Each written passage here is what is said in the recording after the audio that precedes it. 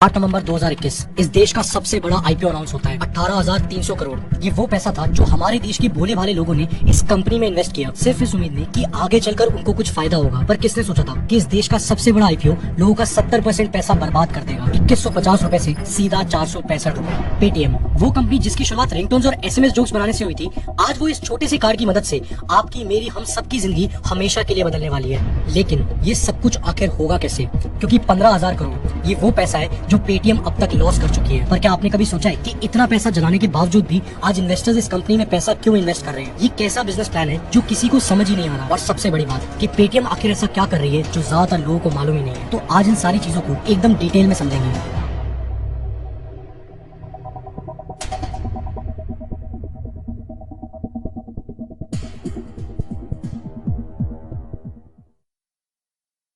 आठ जुलाई 1978 उत्तर प्रदेश के अलीगढ़ डिस्ट्रिक्ट में विजय शेखर शर्मा इस आदमी का जन्म होता है। विजय बचपन से ही इतने होशियार थे कि 15 साल की उम्र में उन्होंने अपनी 12th खत्म कर ली थी, जिसके बाद वो इंजीनियरिंग करने के लिए दिल्ली पहुंचते हैं, जहां पर उनको डीडीयू यूनिवर्सिटी में एडमिशन मिल जाता है। पर एक दिक्कत थी, वो ये थी कि उन्होंने बचपन से अपनी सारी पढ़ाई हिंदी मीडियम में करी थी। मगर जब वो दिल्ली आते हैं तो यहाँ पर उन्होंने देखा कि हर बंदा इंग्लिश में बात कर रहा है, जिस वजह से क्लास में पहली सीट पर बैठने वाले विजय अब आखिरी सीट पर बैठने लगे। पर वो हिम्मत नहीं हारते, इसलिए फिर उन्होंने एक हाथ में इंग्लिश की किताब और दूसरे हाथ में हिंदी की किताब रखकर पढ़ाई करना शुरू किया, और यही कर करके उन्होंने अपनी इंजीनियरिंग खत्म करी। पर अपनी जिंदगी के इस पॉइंट से उनको इंग्लिश सीखने का ऐसा चस्का लगता है कि उसके बाद उन्होंने फोर्ब्स मैगजीन से लेकर इंग्लिश न्यूज़पेपर तक हर एक चीज डेली बेसिस पर पढ़ना शुरू कर दिया। इनफैक्ट वो कॉलेज की लाइब्रेरी में बैठकर पूरा टाइम पढ़ते रहते थे। अब उनकी इंजीनियरिंग का तीसरा साल चल रहा था, तो सिर्फ अपनी स्किल सेट को चेक करने के लिए उन्होंने अपने दोस्तों के साथ मिलकर indiansite.net ये नाम की एक कंटेंट मैनेजमेंट वेबसाइट बना डाली। पर इस कहानी में ट्विस्ट तब आता है जब आगे चलकर एक अमेरिकन कंपनी इसी वेबसाइट को $1 मिलियन में खरीद लेती है। अब ये होने के बाद विजय के पास ठीक ठाक पैसे आ गए थे, जिन पैसों से वो एक फोन डायरेक्टरी खोलते हैं। मगर उसके बाद साल 2000 में उनकी मुलाकात सुनील भारती मित्तल के साथ होती है, और वहाँ पर उन्हें एक बहुत बड़ा ऑप्शन मिलता है कि क्यों ना वो अपनी इस फोन डायरेक्टरी कंपनी के अंदर उनकी कंपनी एयरटेल के लिए कुछ एक्स्ट्रा सर्विसेज लेकर आए। अब ये करने के लिए वो सुनील भारती मित्तल के साथ मिलकर अपनी कंपनी को पूरी तरीके से ट्रांसफॉर्म करते हैं, और 197 कम्युनिकेशंस इस कंपनी का जन्म होता है। शुरुआती दिनों में इस कंपनी का काम था कि ये एयरटेल के कस्टमर्स के लिए कुछ स्पेशल रिंगटोन्स, कुछ बढ़िया जोक्स और जो शायरी आती है ना, उन सब की एक्स्ट्रा सर्विसेज प्रोवाइड करे। फिर कई साल बीत जाते हैं, बिजनेस भी एक अच्छे लेवल पर पहुंच जाता है। लेकिन उसके बाद विजय को मार्केट के अंदर एक बहुत ज्यादा इरिटेटिंग चीज दिखाई देती है। साल 2009 के आसपास की बात है। विजय को ये दिखता है कि मार्केट के अंदर लोग अपने फोन का रिचार्ज कराने के लिए घंटों तक लाइन में खड़े रहते हैं। अब अगर किसी को रिचार्ज कराना है तो पहले उनको दुकान पे जाना पड़ता है, वहाँ पर लाइन में लगना पड़ता है, उसके बाद दुकानदार को पैसे देने पड़ते हैं, और तब जाकर थोड़ा टाइम लेकर वो रिचार्ज करके आपको देता है। और ये ना वो टॉक टाइम वाला जमाना था कि आप प्रीपेड रिचार्ज कराओ, उसके बाद वो छट से खत्म हो जाए, फिर दोबारा से दुकान जाओ, दोबारा लाइन में खड़े हो और दोबारा से रिचार्ज करवाओ। जिस चीज को देखकर विजय ये सोचते हैं कि अगर मैं एक ऐसा प्लेटफॉर्म बना दूं जहाँ पर कस्टमर खुद बिना कहीं जाए अपने फोन का रिचार्ज कर ले तो कितना सही हो जाएगा। एंड यही वो जगह थी जहाँ से साल 2010 में पेटीएम की शुरुआत होती है। पेटीएम का मतलब है पे थ्रू मोबाइल, और इस नाम के पीछे का सबसे बड़ा कारण ये था कि स्टार्टिंग के दिनों में ना जो पेटीएम था, आप उसको सिर्फ प्रीपेड रिचार्ज या फिर अपना टाटा स्काई, डिश टीवी, इन सब चीजों के रिचार्ज के लिए ही इस्तेमाल कर सकते थे। पर जो पुराने वक्त का पेटीएम था उसमें बहुत दिक्कतें थी। सबसे बड़ी दिक्कत तो ये थी कि आप लॉग इन करो, ओटीपी डालो, लॉग इन करो, ओटीपी डालो। तो इससे छुटकारा पाने के लिए पेटीएम ने एक प्री लोडेड वॉलेट सिस्टम शुरू किया, जिसको आज आप पेटीएम वॉलेट के नाम से जानते हो। जिससे बदला ये कि बस आप एक बार ही पेटीएम वॉलेट में पैसे डालो, अब उसके बाद कोई ओटीपी डालने की जरूरत नहीं है। आप बार बार जितनी बार चाहो अपने फोन का रिचार्ज पेटीएम वॉलेट से डायरेक्टली कर सकते हो। लेकिन पेटीएम की जो किस्मत है वो बदलती है साल 2014 में, जब विजय शेखर शर्मा अलीबाबा के फाउंडर जैक मा से मिलते हैं। और विजय का पेटीएम को लेकर जो विजन था, जैक मा उससे इतने इंप्रेस हो जाते हैं कि वो उनकी कंपनी में 25% शेयर्स 3000 करोड़ रुपए में खरीद लेते हैं। पर एक मिनट, पेटीएम तो कस्टमर से पैसे लेती ही नहीं है, तो आखिर ये कंपनी पैसे कमाती कैसे है? और जैक मा ने इस कंपनी में ऐसा क्या देखा कि 2014 जब कुछ भी नहीं था, उन्होंने तब इस कंपनी में पैसे इन्वेस्ट करे।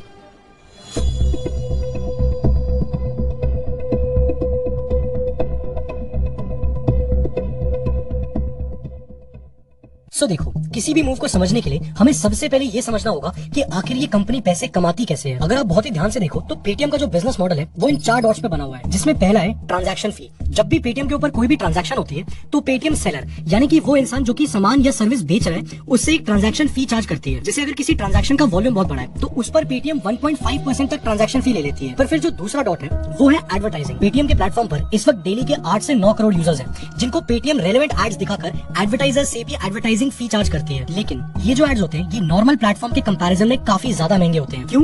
क्योंकि पेटीएम के पास आपकी फाइनेंशियल हैबिट्स का डेटा है और उसी डेटा का इस्तेमाल करके पेटीएम आपको बेस्ट से बेस्ट ऐड दिखाता है। तो यहाँ पर वो एडवर्टाइजर से ज्यादा पैसे ले पाते हैं क्योंकि वो एडवर्टाइजर्स को सही कस्टमर तक पहुंचा रहे हैं। तो it's all about precision and targeting. फिर जो तीसरा डॉट बनता है वो है फ्लोट मनी। जिस तरीके से आपने कभी पेटीएम वॉलेट में पैसे रखे होंगे ना, उसी तरीके से लाखों करोड़ों लोग आज अपने पेटीएम वॉलेट में पैसे रखते हैं और ये जो पैसा होता है ये पेटीएम का फ्लोट मनी होता है। अब इस पैसे को फ्लोट मनी इसलिए कहा जाता है क्योंकि पेटीएम को भी मालूम है कि एक वक्त पर सारे के सारे लोग अपना पैसा विड्रॉ नहीं करेंगे। तो कैलकुलेशंस के बेसिस पर पेटीएम अपने वॉलेट में पड़े इन पैसों को आगे as a short term loan market में बांट देता है, जिसके ऊपर पेटीएम अच्छी खासी इंटरेस्ट इनकम कमाता है। अब ये चीज सुनने में बहुत छोटी लगती है, लेकिन जब 100-200 करोड़ रुपए के ऊपर इंटरेस्ट इनकम आती है तो ये अमाउंट भी बहुत बड़ा बन जाता है। 22% यानी कि करीब 446 करोड़। ये पैसा कमाया था पेटीएम ने अपने फाइनेंशियल सर्विस बिजनेस से, जिसके अंदर फ्लोट मनी से आया गया इंटरेस्ट एक बहुत बड़ा कंट्रीब्यूटर बनता है। एंड आज अगर आप देखोगे तो पेटीएम छोटे छोटे मर्चेंट्स के लिए banking, financial services, stock market में इन्वेस्ट करने वाले लोगों के लिए ब्रोकरेज सर्विसेज, ये सारी चीजें भी देने लगा है। एंड यहाँ से भी पेटीएम अच्छे खासे पैसे कमाता है। पर फिर जो चौथा डॉट है वो है पेटीएम मॉल। पर पता है पेटीएम मॉल में पेटीएम खुद से प्रोडक्ट्स में डील नहीं करता है, बल्कि पेटीएम मॉल का इस्तेमाल किया जाता है जो यूजर्स ऑलरेडी पेटीएम पर है ना, उनको प्रोडक्ट्स क्रॉस सेल और अपसेल करने के लिए। जैसे आप देख सकते हो साल 2022 में पेटीएम ने 140 करोड़ रुपए कमाए थे पेटीएम मॉल पर प्रोडक्ट्स बेचकर, पर वहीं पर उन्होंने कमीशन से कितना कमाया? 126 करोड़। मगर जो एक्चुअल बूस्ट है वो पेटीएम को मिलता है डीमोनेटाइजेशन के बाद, क्योंकि जैसे ही नोट बंद हुए तो पेटीएम वॉलेट के अलावा लोगों के पास कोई और ऑप्शन बचा ही नहीं था। अब यहाँ तक तो सब ठीक जा रहा था, मगर फिर अचानक से एक बहुत बड़ी मुसीबत आकर खड़ी हो जाती है और उस मुसीबत का नाम था फोन पे। फोन पे आता है और एकदम से मार्केट में लीडर बन जाता है और किसी को समझ ही नहीं आया कि ये सब कुछ आखिर हो कैसे गया। तो देखो दरअसल बात ये थी कि फोन पे ने एक फीचर इनेबल किया जिसका नाम था यूपीआई, जिसकी मदद से कोई भी अपने बैंक से डायरेक्टली पैसे भेज सकता है किसी और के बैंक में। अब जैसे ही यूपीआई आया तो लोगों का वॉलेट के अंदर पैसे रखने का पूरा कॉन्सेप्ट ही खत्म हो गया और लोगों ने वॉलेट में पैसे रखने ही बंद कर दिए। सबने फोन पे खोला और अपने बैंक से दूसरे के बैंक में यूपीआई करना शुरू किया। मगर इसके बावजूद भी पेटीएम ने काफी वक्त तक अपने सारे यूजर से वॉलेट ट्रांजैक्शंस करवाई, पर धीरे धीरे उन्हें भी ये समझ में आया कि यूपीआई के बिना काम नहीं चलेगा, इसलिए वो भी एक साल के अंदर अंदर यूपीआई लेकर आए। मगर तब तक बहुत देर हो चुकी थी, क्योंकि इस वक्त तक फोन पे ने ऑलरेडी 47% मार्केट शेयर ले लिया था और अब पेटीएम का जो बुरा वक्त था वो शुरू होने वाला था। लेकिन अचानक से कुछ होता है। फिर एक बार पेटीएम को मार्केट के अंदर एक बहुत बड़ा गैप दिखाई देता है, जिस गैप का नाम था बिलिंग क्लटर। आप लोगों ने अक्सर देखा होगा कि जब भी आप दुकान में कुछ खरीदने जाते हो तो बहुत भीड़ होती है और जब ये भीड़ होती है ना तो पैसे आए कि नहीं ये बात दुकानदार को पता ही नहीं लगती है। एंड इसी प्रॉब्लम को सॉल्व करने के लिए पेटीएम अपना साउंड बॉक्स लॉन्च करता है, जिससे दुकानदारों को अब पेमेंट के बारे में इंस्टेंट पता लगेगा। पर इस बार पेटीएम ने बहुत ही स्मार्ट प्ले किया। उन्होंने न सिर्फ जल्दी इसको लॉन्च किया बल्कि हर एक दुकान तक जल्दी से जल्दी पहुंचाया, जिस वजह से न सिर्फ पेटीएम के पास ज्यादा यूजर्स है बल्कि पेटीएम अपने साउंड बॉक्स के लिए मर्चेंट टू मर्चेंट 50 से 125 रुपए हर महीने भी चार्ज करता है। अब जब ये चीज होती है तो इसको देखकर फोन पे और भारत पे को भी होश आता है और वो भी अपने साउंड बॉक्स निकालते हैं। पर अब तक ना बहुत देर हो चुकी थी, क्योंकि जहाँ पर फोन पे ने 1 लाख साउंड बॉक्सेस इंस्टॉल करवाए, भारत पे ने 3 लाख इंस्टॉल करवाए, वहीं पर पेटीएम का ये नंबर 30 लाख क्रॉस कर चुका था। अब ये सुनकर बहुत लोग बोलेंगे कि इसमें बड़ी बात क्या है, साउंड बॉक्स ही तो है, इसको लगा के 125 रुपए के अलावा कौन सा फायदा। और ये जो पेटीएम ने इतने सालों में हजारों करोड़ रुपए इन्वेस्टर्स की खर्च कर दिए, आखिर इन पैसे को पेटीएम वापस कैसे कमाएगा।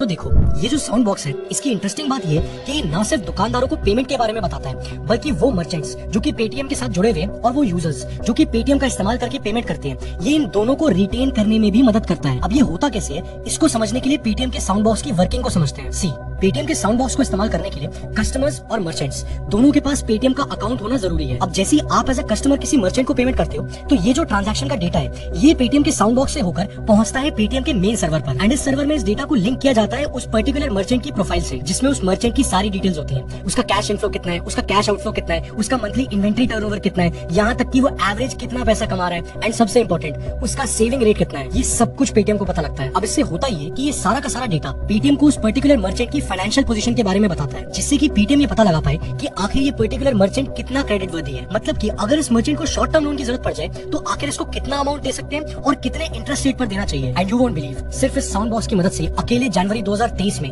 पेटीएम की जो लोन डिस्पोजल पावर है वो 327% से बढ़ गई है। इनफैक्ट पेटीएम के जो नंबर ऑफ लोन्स हैं वो 103% बढ़ गए हैं, जिस वजह से आज अगर मर्चेंट लेंडिंग स्पेस में देखा जाए तो पेटीएम अपने कॉम्पिटिटर से बहुत ज्यादा आगे निकल गया है। पर अब आप सोच रहे होंगे कि ये तो मर्चेंट्स के लिए है ना, आखिर पेटीएम आपके और मेरे जैसे आम लोगों के लिए क्या कर रही है। तो याद है एक टाइम पर पेटीएम का जो सबसे पावरफुल वेपन था वो था उनका पेटीएम वॉलेट, जिसकी मदद से न सिर्फ पेटीएम अपने कस्टमर्स को रिटेन करता था मगर पेटीएम वॉलेट में जो पड़े हुए पैसे थे उनसे भी पेटीएम अच्छा खासा इंटरेस्ट कमाता था। मगर धीरे धीरे जैसे जैसे वक्त बीता यूपीआई आया और लोगों ने पेटीएम वॉलेट इस्तेमाल करना ही बंद कर दिया, जिस वजह से न सिर्फ पेटीएम ने कस्टमर्स खोए बल्कि उनका जो फ्लोट मनी था वो भी बहुत भयंकर तरीके से नीचे आ गया। लेकिन आज पेटीएम कुछ ऐसा कर रही है जो न सिर्फ उनके वॉलेट बिजनेस को वापस ट्रैक पर ले आएगा बल्कि जितना पहले था ना उससे कहीं ज्यादा बढ़ा देगा। और ये सब कुछ पेटीएम कर रही है इसका इस्तेमाल करके। ये एक कार्ड आने वाले सालों में में पेटीएम की तकदीर बदल सकता है and there are very high chances कि पेटीएम इस देश की सबसे ज्यादा प्रॉफिटेबल फिनटेक कंपनी बन जाए। पर ये होगा कैसे?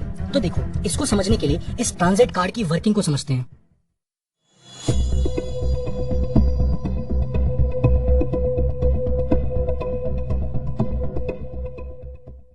अगर आप दिल्ली मुंबई जैसे शहरों से हो तो आपको ये याद होगा कि पुराने वक्त में ना मेट्रो बहुत ही सस्ती हुआ करती थी और मेट्रो से ट्रैवल करने के लिए हमें एक टोकन लेना पड़ता था। पर धीरे धीरे जैसे जैसे लोगों को मेट्रो की आदत लगी तो ना सिर्फ मेट्रो ने अपने रेट्स बढ़ा दिए बल्कि मेट्रो कॉर्पोरेशन एक नया टूल लेकर आया जिसको कहते थे मेट्रो कार्ड। अब ताकि ज्यादा से ज्यादा लोग मेट्रो कार्ड का इस्तेमाल करें, इसलिए मेट्रो कॉर्पोरेशन ने इस कार्ड के ऊपर जो फेयर आपको लगता है उस पर डिस्काउंट देना शुरू किया, जो कि आपको आज तक मिलता है। और ये जो चीज थी, इससे मेट्रो कार्ड यूज करने वाले जो यूजर्स हैं उनका नंबर एकदम से बढ़ने लगा, क्योंकि इससे न सिर्फ लोगों के पैसे बचते थे बल्कि जो टोकन लेने के लिए लाइन में खड़े रहना पड़ता था वो टाइम भी बच जाता था। और इसी के चलते एक मेट्रो कार्ड जैसी छोटी सी चीज रातों रात हिट हो जाती है। मगर जैसे जैसे वक्त बीतता है, दिल्ली मुंबई बैंगलोर जैसे जो शहर है, इन सबका जो एनवायरनमेंट है उसके डेमोग्राफिक्स बदलने लगते हैं। अब हो ये रहा था कि जो काम करने वाली यंग जनरेशन है उनकी पॉपुलेशन इन शहरों में स्पाइक करती है, जिस वजह से कार्ड रिचार्ज करवाने के काउंटर्स और जो वेंडिंग मशीन है उन पर भी बहुत ज्यादा बड़ी लंबी लाइन लगने लग गई। और इसी चीज को देखकर पेटीएम अपना मास्टर प्लान बनाता है। पेटीएम ने कहा कि मेरे पास 9 से 10 करोड़ यूजर्स हैं और दिल्ली मुंबई बैंगलोर जैसे बड़े शहरों में तो ऑलमोस्ट हर बंदा पेटीएम यूज करता है, तो क्यों ना मैं मेट्रो ट्रैवल को अपने प्लेटफॉर्म से लिंक कर दूं। जिसके लिए पेटीएम ने सबसे पहले जहाँ जहाँ पर मेट्रो है वहाँ के मेट्रो कॉर्पोरेशन के साथ टाई अप करना शुरू किया और हर वो बड़ा मेट्रो स्टेशन जहाँ पर ज्यादा भीड़ रहती है वहाँ पे अपने ट्रांजिट कार्ड के काउंटर सेट करवाए, ताकि हर एक बंदा जो कि टिकट खरीदने आए या फिर मेट्रो कार्ड को रिचार्ज करवाने आए वहाँ पर वो ट्रांजिट कार्ड के बारे में जान पाए। पर पेटीएम का जो एक्चुअल गेम है ना, वो दरअसल इस कार्ड की वर्किंग में है, तो इसको बहुत ही ध्यान से समझना। ये जो ट्रांजिट कार्ड है ये इंटरलिंक्ड है मेट्रो के डेटाबेस से। सो जैसे आप इस कार्ड को मेट्रो स्टेशन पर पंच इन करते हो तो आपके कार्ड का जो आईडी है वो लिंक हो जाता है उस पर्टिकुलर स्टेशन के डेटाबेस से। फिर जब आप किसी दूसरे स्टेशन पर इस कार्ड को पंच आउट करते हो तो दोबारा से आपके कार्ड का जो आईडी है वो डेटाबेस से लिंक होता है और मास्टर डेटाबेस को रिक्वेस्ट भेजता है कि इसका पंच इन स्टेशन कौन सा था, और यहाँ से इस डेटा को मैच करके जो अमाउंट बनता है वो अमाउंट आपके कार्ड से डिडक्ट हो जाता है। अब यहाँ पे जो कैच है वो ये है कि आपका जो ट्रांजिट कार्ड है ना वो तभी काम करेगा जब आपके पेटीएम वॉलेट में पैसे होंगे। मतलब कि अगर आपको ट्रांजिट कार्ड यूज करके ट्रैवल करना है तो पेटीएम के वॉलेट के अंदर पैसे रखना जरूरी है। इसीलिए जैसे ये कार्ड लॉन्च होता है तो जिन जिन लोगों ने ये कार्ड लिया था उन सब ने दोबारा से अपने मेट्रो ट्रैवल के लिए अपने पेटीएम वॉलेट में पैसे रखना शुरू कर दिया, और जो फ्लोट मनी पेटीएम ने खो दिया था अब वो उनके पास वापस आना शुरू हो गया। पर अब आप सोचोगे कि इसमें कोई बड़ी बात थोड़ी ना है, कल को फोन पे और भारत पे भी अपना ऐसा ही कार्ड ले आएंगे, फिर पेटीएम क्या करेगी? तो देखो, फोन पे और भारत पे के लिए ये सेम चीज कर पाना कितना मुश्किल है, जरा इसको समझते हैं। ये जो कार्ड है ना, ये सिर्फ मेट्रो कार्ड नहीं है बल्कि ये हमारी ministry of housing and urban affairs के साथ मिलकर बनाया गया नेशनल कॉमन मोबिलिटी कार्ड है, जो कि 15 से ज्यादा शहरों के मेट्रो स्टेशन पर, टोल बूथ पर, बस स्टेशन पर, पेट्रोल पंप्स पर, यहाँ तक कि फूड कोर्ट और पार्किंग एरियाज में भी काम करता है। मतलब कि हमारे देश में जहाँ कहीं पर भी पेटीएम है वहाँ पर ये कार्ड काम करेगा। And metro, petrol pumps, parking areas, ये कुछ ऐसी जगह हैं जहाँ पर हमें रेगुलरली पेमेंट्स करने की जरूरत पड़ती है, और ऐसे में ये कार्ड एक बहुत बड़ा कन्वीनियंस टूल बनकर सामने आता है। अब यहाँ पे आपके मन में एक सवाल आ रहा होगा कि ये सब कुछ तो मैं अपने नॉर्मल कार्ड से भी कर सकता हूँ, तो फिर मैं इस कार्ड का इस्तेमाल क्यों करूँ? सो इसका सिंपल सा रीजन है एक्सपेंस ट्रैकिंग। जब भी आप ट्रांजिट कार्ड से पेमेंट करते हो तो आप बिना किसी मैनुअल एफर्ट के अपने सारे के सारे एक्सपेंसेस को ट्रैक कर सकते हो, क्योंकि वो सब कुछ आपको पेटीएम के ऐप पर शो हो जाएगा, जिससे कि हर किसी को ये पता लगता है कि उसने मेट्रो पर कितने पैसे खर्च किए, पेट्रोल पंप से लेकर पार्किंग, शॉपिंग, फूड, हर जगह पर वो आखिर कितना खर्चा कर रहा है। और ये चीज आपको नॉर्मल कार्ड में उतनी इजीली नहीं मिलती है। मगर एक सेकंड, ये तो आपके और मेरे जैसे यूजर्स के फायदे की बात है ना, इसमें आखिर कंपनी को क्या मिलता है, पेटीएम का इसमें क्या फायदा? सो देखो, अगर आप बहुत ही ज्यादा ध्यान दोगे तो आपको ये दिखेगा कि पेटीएम को यहाँ पर ये 3 सबसे बड़े फायदे होते हैं, और इन्हीं चीजों का इस्तेमाल करके हो सकता है कि पेटीएम इस देश की सबसे प्रॉफिटेबल फिनटेक कंपनी बन जाए। पहला फायदा, हाई कस्टमर रिटेंशन। आज की डेट में हर कोई यूपीआई पेमेंट्स करता है, जिसके लिए पेटीएम, फोन पे या फिर गूगल पे, आपको इन तीनों में से कोई ना कोई एक या फिर ये तीनों एप्स हर किसी के फोन में दिख जाएंगी। अब अगर आप बहुत ही ध्यान से ऑब्जर्व करोगे तो आपको दिखेगा कि टोल, मेट्रो, कार पार्किंग, यहाँ तक कि खाना और शॉपिंग के लिए भी आज हर कोई यूपीआई पेमेंट कर रहा है। पर जो ट्रांजिट कार्ड है उसको इनिशियली हर कोई सिर्फ मेट्रो ट्रैवल के लिए यूज करेगा और बाकी के लिए लोग यूपीआई यूज करेंगे। पर ये सारा का सारा गेम बदलता है जब आप पेटीएम के ऐप को खोल के अपने मेट्रो ट्रैवल कार्ड की जो एक्सपेंसेस है ना उसके बैलेंस को चेक करते हो, क्योंकि वहाँ पर कस्टमर्स को ये नजर आता है कि इस कार्ड का इस्तेमाल करके मैं ना सिर्फ मेट्रो बल्कि शॉपिंग से लेकर खाने तक अपने हर एक एक्सपेंस को ट्रैक कर सकता हूँ, जिससे मुझे एक्चुअली में पता लगेगा कि मैं कहाँ पर कितने पैसे खर्च कर रहा हूँ और कहाँ मुझे पैसे बचाने चाहिए। And this is the game, क्योंकि ये जो फीचर है ये आपकी लाइफ में एक पॉजिटिव रीइंफोर्समेंट लेकर आता है कि आप और ज्यादा ध्यान देते हो और ज्यादा प्रॉपर तरीके से पैसे खर्च करते हो, एंड आपके काफी ज्यादा पैसे बचते हैं। और पैसे कौन नहीं बचाना चाहता? इसलिए ये हैबिट आपको पेटीएम के प्लेटफॉर्म के ऊपर बनाए रखती है, क्योंकि पेटीएम ही वो प्लेटफॉर्म है जिसकी मदद से आप अपने एक्सपेंसेस को इजीली ट्रैक कर पा रहे हो। इसलिए ट्रांजिट कार्ड की मदद से पेटीएम अपने हर एक कस्टमर को प्लेटफॉर्म पर बनाए रखेगा, चाहे वो फोन पे और गूगल पे भी यूज करे, मगर मेट्रो से लेकर शॉपिंग और खाने तक मैक्सिमम जगहों पर वो पेटीएम के थ्रू ही पेमेंट्स करेगा, क्योंकि ये जो कार्ड है ये एक वक्त के बाद लोगों की एक हैबिट फॉर्मिंग यूटिलिटी बन जाएगी। Firstly because of convenience and secondly क्योंकि ये आपको पैसे सेव करने में मदद करता है, जिसके कुछ टाइम बाद रिजल्ट ये होगा कि वर्ड ऑफ माउथ कर करके लोग इस कार्ड को प्रमोट करना शुरू करेंगे एंड धीरे धीरे नेटवर्क इफेक्ट क्रिएट होगा, जिसके बाद everyone will have this card. और देखते ही देखते इस छोटी सी चीज का इस्तेमाल करके पेटीएम अपने हर एक कस्टमर को इकोसिस्टम का पार्ट बना लेगा, जिसका रिजल्ट ये होगा कि पेटीएम के पास करोड़ों लॉयल कस्टमर्स हो जाएंगे। और जैसे ही ये होता है तो कंपनी को ये दूसरा फायदा होगा, मैसिव फ्लोट रिजर्व्स। जैसे जैसे टाइम बीतेगा वैसे वैसे कोई भी कस्टमर जो कि पेटीएम यूज कर रहा है, या तो वो ट्रांजिट कार्ड की वजह से पेटीएम यूज करेगा, या फिर वो पेटीएम यूज कर रहा है इसलिए वो ट्रांजिट कार्ड को भी यूज करेगा। एंड ट्रांजिट कार्ड यूज करने का सिंपल सा मतलब है पेटीएम वॉलेट में लिक्विड कैश रखना। और इस बार लोग सिर्फ मेट्रो ट्रैवल के लिए नहीं बल्कि शॉपिंग, खाना, कार पार्किंग, टोल, हर एक चीज के लिए इस कार्ड का इस्तेमाल करेंगे। और जैसे जैसे ये ट्रांजिट कार्ड की वजह से वॉलेट में डिपॉजिट्स इंक्रीज होंगी, फ्लोट रिजर्व्स बढ़ते जाएंगे एंड दोबारा से कंपनी को एक बहुत बड़ा मौका मिलेगा कि वो इंटरेस्ट इनकम कमा पाए। लेकिन ये जो जबरदस्त कस्टमर रिटेंशन और बहुत सारा फ्लोट रिजर्व है ना, इस चीज से एक और चीज होगी जो कि पेटीएम को तीसरा सबसे बड़ा फायदा देने वाली है, और वो फायदा है king of personal loan player. आने वाले कुछ सालों में पेटीएम इस देश के सबसे बड़े बैंक्स में से एक बन सकता है। एंड टू अंडरस्टैंड दिस, एक बार जरा बैंकिंग मार्केट्स को समझते हैं। बैंकिंग सेक्टर में मोटा मोटा ये 3 तरह के लोन्स डिसबर्स किए जाते हैं। इसमें पहला जो होता है वो होता है कमर्शियल लोन, जो कि यूजुअली बिजनेसेस के लिए बना हुआ होता है। फिर दूसरे नंबर पे आता है car, education and house loan, और जो थर्ड नंबर पे आता है वो है पर्सनल लोन, जो कि यूजुअली लोग अपने पर्सनल नीड्स के लिए लेते हैं। एंड ये जो पर्सनल लोन है यही वो जगह है जहाँ पर एक्चुअल गेम छुपा हुआ है। पता है इंडिया में पर्सनल लोन्स का मार्केट कितना बड़ा है? 7.92 लाख करोड़ का। और जो पेटीएम है वो इसका एक अच्छा खासा शेयर उठा सकता है, क्योंकि पेटीएम के पास ना ये 2 पावर पॉइंट्स हैं। पहला, high customer retention and massive float reserves. अब इससे होगा ये कि पेटीएम के पास बहुत बड़ा डेटाबेस है, लोगों का डेटाबेस है, जिसमें उन्हें ये पता है कि आखिर किसकी फाइनेंशियल हैबिट्स कैसी है। और जितना ज्यादा ये डेटा होगा उसको प्रोसेस करके पेटीएम का एल्गोरिदम उतना ही ज्यादा स्मार्ट बन जाएगा, जिसका सबसे बड़ा एडवांटेज है precision in risk management for personal loans. किसको कितना लोन देना है और कितने इंटरेस्ट रेट पर देना है, पेटीएम ये सब कुछ मैनेज कर सकता है, क्योंकि पेटीएम के पास बहुत सारा डेटा है। और इसके बाद जो दूसरा पावर पॉइंट है वो है कस्टमर कन्वीनियंस। आज अगर आपको किसी नॉर्मल बैंक से पर्सनल लोन लेना हो तो कितनी मेहनत का काम है ना। पहले जाओ, लाइन में लगो, अलग अलग फॉर्म साइन करो, फिर काफी टाइम लगता है, उसके बाद जाकर आपका लोन सैंक्शन होता है। लेकिन विद टाइम जैसे जैसे पेटीएम का एल्गोरिदम और फ्लोट रिजर्व्स ये दोनों एक नेक्स्ट लेवल पर पहुंचेंगे तो पेटीएम का जो लोन डिस्बर्सल है ना वो भी बहुत ज्यादा रॉकेट कर जाएगा। इनफैक्ट जुलाई 2023 में जो पेटीएम का लोन डिस्बर्सल था वो 148% से इंक्रीज हुआ है टू 5194 करोड़। और ये तो बस शुरुआत है। जैसे जैसे ये नंबर बढ़ेगा वैसे वैसे पेटीएम प्रॉफिटेबल होती जाएगी, क्योंकि अगर आप देखोगे तो कार, होम और एजुकेशन लोन के ऊपर जहाँ पर 8 से 10% इंटरेस्ट रेट लिया जाता है, वहीं पर जो पर्सनल लोन्स हैं वो शुरू ही होते हैं 10.55% के इंटरेस्ट रेट से। तो जैसा कि आपने देखा, बस कुछ साल और हो सकता है कि पेटीएम इस देश के सबसे बड़े बैंक्स में से एक बन जाए। एंड ये सब कुछ पॉसिबल हो पाया एक छोटे से इनोवेशन से, इस ट्रांजिट कार्ड की बदौलत। लेकिन पता है इस ट्रांजिट कार्ड से आप पैसे तो सेव कर लोगे मगर अमीर नहीं बन पाओगे, क्योंकि अमीर बनने के पीछे की जो साइंस है, अमीर बनने के पीछे की जो जो चीजें हैं, वो सारे के सारे सीक्रेट्स, वो सब कुछ आपको लोग बताते ही नहीं है। बचपन से लेकर आज तक हमें यही बताया जाता है कि स्कूल जाओ, कॉलेज जाओ, उसके बाद आपकी एक अच्छी जॉब लगेगी और 60 साल की उम्र तक पैसे सेव करने के बाद हो सकता है कि शायद आप अमीर बन जाओ। लेकिन अगर आपको सच में अमीर बनना है तो आपके लिए 10 साल काफी है, पर इन 10 सालों में आपको कुछ ऐसी चीजें करनी होंगी जो आपको ज्यादातर लोग कभी बताएंगे ही नहीं। अगर जानना चाहते हो ना तो ये राइट वाली वीडियो जरूर से देखना।